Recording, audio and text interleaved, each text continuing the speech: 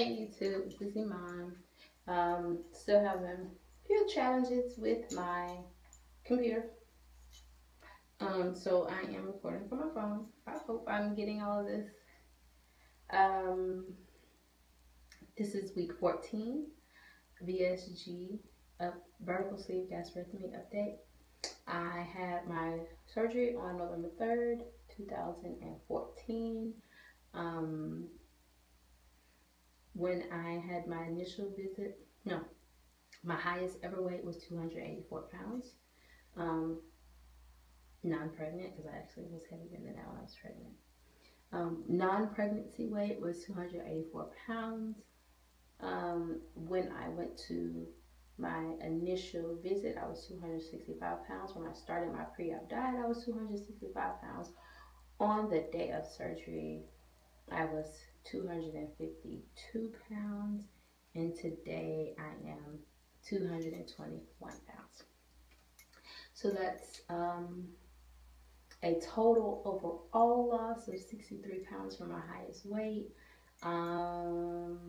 Since surgery, that is 31 pounds. Since the pre-op diet, what is that, like 45 pounds? I don't know, 44 pounds since the pre-op diet. And I'm 3 months post-op. So I'm losing roughly 10 pounds a month. And what did I say, one pound loss this week. So what do I contribute to my 1 pound loss? I did pretty good on my diet this week. I packed my lunch and I had healthy snacks, and I did really well, I believe, this week. However, I did not get as much exercise in this week, and if you know, roughly every 4 weeks I have the same problem. So I'm happy about 1 pound, because 1 pound is better than no loss or a gain. So moving forward into this week, I will still be dealing with Mother Nature. So my goal this week is to one meal, 2 protein drinks, and healthy snacks. And I probably last month I did it for 3 days. I'll probably do it for 3 days this week. I feel like it just helps me to continue on weight loss during my time of bloating and weight retention. And it worked. It has worked for me because prior to surgery, I always gained weight during this time. I never ever have I lost weight at this point in my cycle. Ever. I'm drinking a protein drink right now. I've never lost weight at this point in my cycle, ever. And even after surgery, for like the first month, I think I gained a pound. I think for the first month, I think during my cycle, I was at a stall. I think, I don't know. I remember, I think during one cycle, I was at a stall. During one cycle, I think I gained a pound. And my last cycle, I lost. Not much, but it was a loss. I can't remember how much. I have to watch my videos. Can't remember exactly how much it was of loss I had, but I had a loss. And so again, this month, this is the second time I'm trying this. At least 3 days of the pre-op diet. I think that's gonna just help combat the water retention and bloating that I go through during this time. Yeah. So not much is going on. Last week I talked to you guys about training for getting ready for 2 5Ks that I have coming up. One February 21st and one April 19th. Both of them are 5Ks, but I talked about possibly switching to the half marathon for April. Sad to say, probably won't be switching. I'm I'm training for a half marathon, but I don't think I'm not sure that I'll be ready um, in April because I lost time this week. I'm actually getting ready to. It's I think it's 12 o'clock Sunday. Waiting on my mom to get out of church so we can eat some lunch, and then after lunch I'm going to go on my jog. Um, but I lost time last week, and I hate the treadmill, and I have to get over hating the treadmill because we had terrible weather this week. If it wasn't raining, it was extremely cold every day this week, and so I lost a whole week because I didn't want to get on the treadmill, and that's unacceptable. Um, I have to get over my disdain for the treadmill because if I walk out my front door and probably about 250 steps outside my front door, there is a weight room with about 3 or 4 treadmills in there. And so I had no excuse not to get my miles in this week.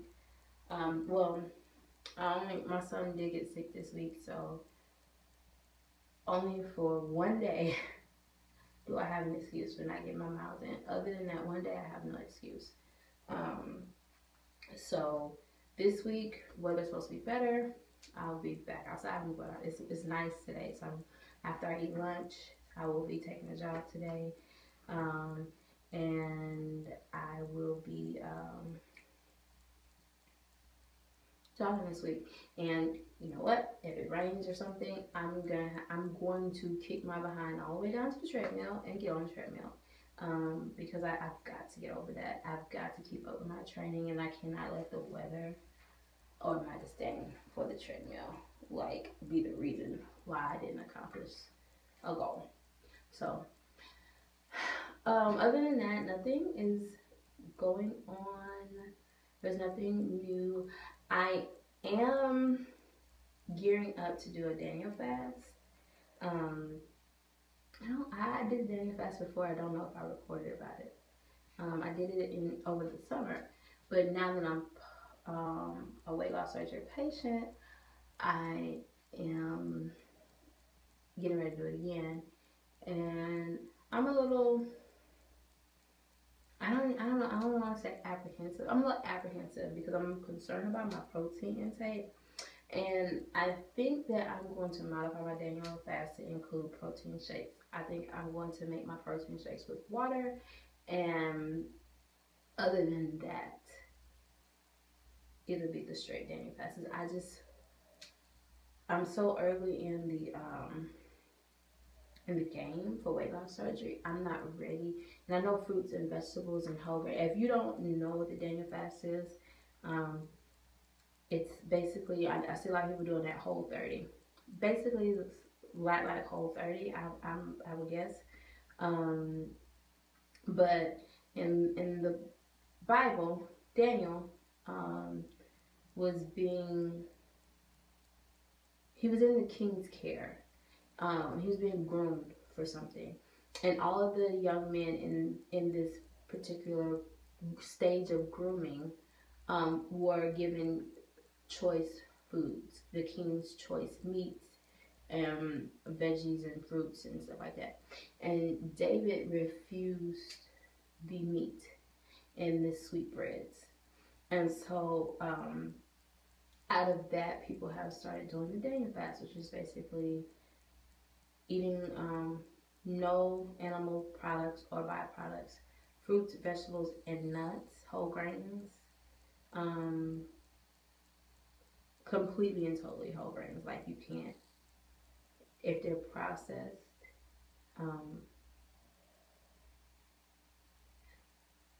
but I think if it's gone through a process, like to make bread, we're not we're not having it. So cereals and stuff like that. So I did Daniel fast. You check out my Instagram, Curly Fit. You'll see some pictures of different foods that I ate on a Daniel fast. It was a great experience. I was mentally prepared for it. And I prepared for it probably about 2 weeks before I did it. I did a lot of research, bought a couple of cookbooks, and went grocery shopping days before this fast started. So um, this starts on the 18th of February. And like I said, I think I'm gonna do my protein shakes only, and other than that, it'll be the straight Daniel fast or Whole 30 um, type of a diet. Um, yeah, so I look forward to that, and it's gonna be pretty awesome because it has my church is not doing the fast, and they may have a fast that's coming up. They haven't mentioned it, but my church also participates or observes um, Jewish holidays. So I am a Christian. My church, we believe that Christ came and died on the cross and rose again and all that. However, Christ was a Jew and he observed the Jewish holidays, and so we observe the Jewish holidays. I don't want people to be like, you're not really a Christian. Christ observed the Jewish holidays while he was living, and so we observe the Jewish holidays. And so the Seder is coming. And it actually kind of aligns with Easter or Resurrection Sunday. So we're in preparation mode for that. When we have a Seder, we have a whole program at our church. And I'm a praise dancer. I don't know if I mentioned that. So um, I'm excited about the Daniel fast that's coming up because that's going to be a part of my preparation for getting ready for the Seder. So that's all I have. I look forward to checking in with you guys again next week. Yes, I said that I was planning on checking in this week at 219. I missed my goal by 2 pounds. Next week, I will be checking in the 2 teens. Like, it's happening.